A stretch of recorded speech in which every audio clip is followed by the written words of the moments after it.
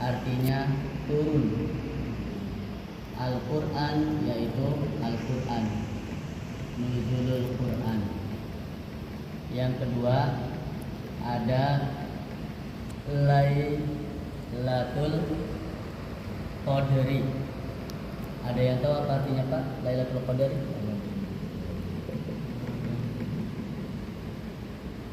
Laila malam, Qadar artinya kemuliaan. Al-Quran diturunkan pada malam apa? Malam Jumat. Yang benar Al-Quran itu diturunkan yang mana Pak? Nuzulul Quran apa Lailatul Qadar? Jadi bingung Pak ya? Bingung Pak? Coba Pak ya? Nuzulul Quran apa Lailatul Qadar Pak? Nuzulul Quran atau Lailatul Qadar? Jawabannya Al-Quran itu turun, dua-duanya benar. Pada Nuzulul Quran ada Lailatul Qadar. Bedanya mana? Bedanya kalau Lailatul Qadar Allah turunkan dari Lauhil Mahfuz. Lauhil Mahfuz itu tempat yang tidak ada satupun manusia ataupun termasuk malaikat yang bisa menembus tempat itu. Lauhil Mahfuz. Nah, turun ke langit bumi beransur-ansur di dalam turunnya dari Lauhil Mahfuz Allah turunkan ke Baitul Izzah. Baitul Izzah langsung ke langit bumi. Itu angsuran turunnya Pak. Makanya kita kenal malam Lailatul Qadar. Semuanya turun 30 juz, 114 surat. Ini turun pada malam Lailatul. Nah, adapun nuzulul Quran, turunnya Al-Quran dari langit dunia kepada Nabi kita, Nabi Muhammad. Turunnya enggak sekaligus ini Pak, 30 juz dan 114 surat. Bedanya kalau nuzulul Quran turunnya beransur-ansur, yang sama-sama kita ketahui bahwa Nabi Muhammad pada saat itu berada di mana? Berada di Gua Hiro. Yang pertama kali turun surat apa Pak? Iqra. Surat Iqra. Iqra itu kalimat awalnya Pak ya. Suratnya namanya apa? Al-Alaq. Ya. Surat Iqra atau Al-Alaq. Yang turun ayat 1 sampai 5. Iqra bismi rabbikal ladzi khalaq, khalaqal insana min 'alaq, Iqra wa rabbukal akram alladzi 'allama bil qalam, 'allamal insana ma lam ya'lam. Ini turun pertama kali ayat kepada Nabi kita Nabi Muhammad. Peristiwanya kita kenal namanya Nuzulul Quran. Jadi turunnya itu beransur-ansur Pak, enggak sekaligus 30 juz, 114 surat. Nah, yang banyak mayoritas kaum muslimin merayakan ini Nuzulul Quran. Nah, hadisnya taharrau Lailatul Qadri fi asril awakhir min Ramadan. Carilah malam Lailatul Qadar Pak. Perintahnya disuruh mencari, bukan disuruh nunggu. Orang menunggu sama nyari itu beda loh. Beda. Kalau nunggu ya udah nunggu di rumah bisa. Apa ya? Tapi kalau kita nyari, kita yang jalan. Kalau nunggu kita diem aja. Bedanya. Makanya 10 terakhir ini anjurannya kita melakukan yang namanya I'tikaf. I'tikaf di 10 terakhir bulan suci Ramadan. Kenapa kita dianjurkan melakukan i'tikaf? I'tikaf berharap mendapatkan ini nih Pak, Lailatul Qadar.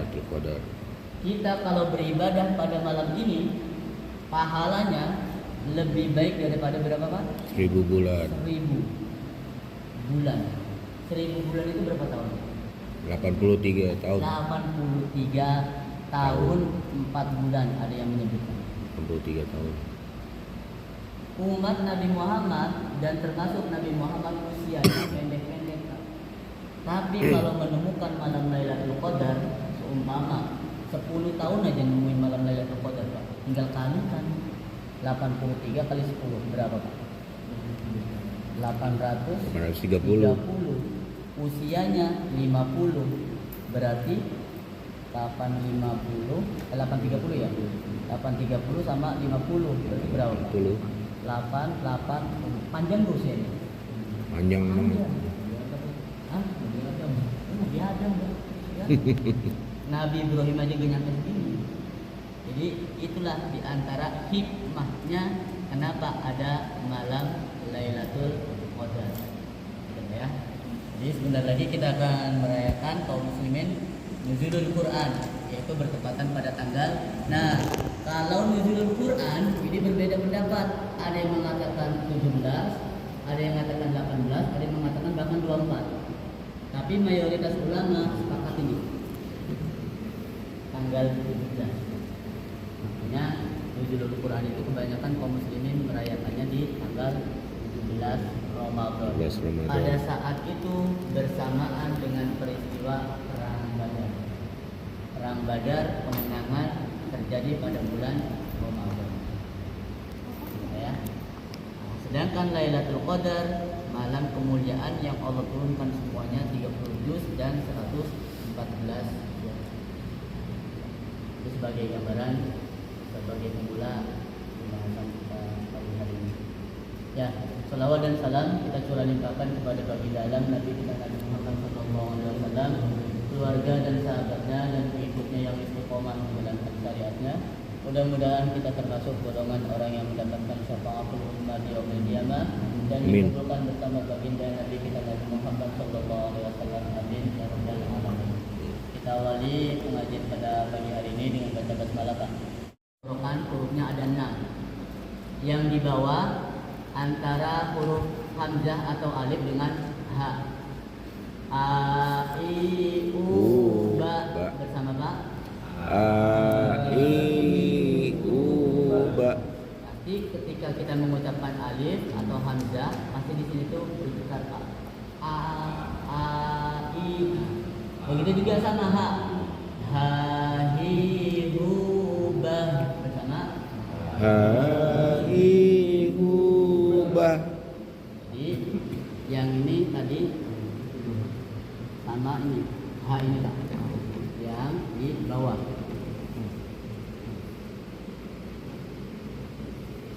Kemudian di selanjutnya huruf ba, dua bibir atas bertemu dan dirapatkan. Babi bu bab bersama. Babi bu bab. Bab. Kemarin Pak ya, kita lanjutkan huruf jim. Huruf ta, ujung lidah bertemu dengan pangkal gigi seri atas. Tati tubat. Tati tubat. Nah, untuk huruf ta tidak terlalu dijelaskan untuk hamesnya. Ada yang membaca hamesnya itu dijelaskan. Tati tubat. Nah, dengar ini, Pak. Tati tubat. Tuh, saya baca surat Al-Ahzab tadi. Tabat yada. Sebenarnya enggak terlalu dihameskan, enggak jadi masalah, Pak. Penempatan yang pas itu tabat. Jadi sedikit aja hamesnya, enggak usah keras-keras. Tati tubat. Jangan tati tubat. Jadi kekerasan dia. Sedikit aja. Tati tubat bersama 1 2 3. Tati tubat. Kemudian huruf ta, ujung lidah bertemu dengan ujung gigi seri atas. Tati tubat bersama. Tati tubat. Itu yang kemarin, Pak ya. Sekarang masuk ke huruf jim, ha, kho.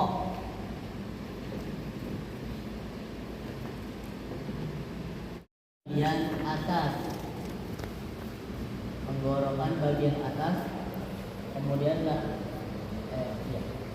tenggorokan bagian atas, ya Pak, di sini sama huruf goim. Kalau di sini tadi a dengan h, di sini h dengan a, di sini kho dengan ro sama kho. Di sini Pak, goim sama kho. Kita baca bersama-sama. Kho khi hu ba, Khafifubah khu khan khani khofna, Khukhan khanikhna minal mukhni, Minal mukhni akhi khan khani khom. Akhiqan khalikha. Jangan sampai bilang kohibubah, tapi ada sedikit kesannya. Ada sedikit kesannya. Jangan beda. Ya. Itu huruf kho. Alladzi at'amahum min ju'in wa amanahum min khawf. Bersama Pak. Alladzi at'amahum min ju'in wa amanahum min khawf. huruf kho. Lanjut huruf dal. Ujung lidah bertemu dengan pangkal gigi seri atas. Ini lidah naik ke atas Pak, di sini. Jadi dubad bersama. Jadi dubat Sama kol-kolan juga Pak ya. Baju di toko dan dudan dani dadna dudan lidadna minal mudni minal mudni madidan danida. manidan danida. Huruf dal. Lanjut huruf zal. Tadi dipantulkan ketika sukunnya, yang ini jangan dipantulin Pak. Ada dia bukan huruf qalqalah. Huruf zal hampir mirip dengan huruf sa. Ujung lidah bertemu dengan ujung gigi seri atas. Za, za. Kalau tadi da. Kalau sekarang za, zi, zu. Jangan sampai dipantulin ketika sukun Pak. Saya kasih contoh yang dipantulin. Za, zi, zu, baz. Itu mantul. Baz. Terkadang kita nggak sadar zal sukun itu bukan qalqalah Pak, sehingga dipantulin. Saking enaknya menggunakan irama. Contoh di dalam surat Al-Baqarah. Wa iz qa, wa iz qa, itu dipantulin tuh Pak. Yang benar ditahan. Wa iz qala rabbuka lil malaikati. Sama zazi zuban. Bersama. Jadi dubat Jadi ditahan. Zudan zamidatna dudan lidadna minal mudni minal mudni mazidan zalida. manidan dalida. Huruf dal ya. Setelah itu huruf apa?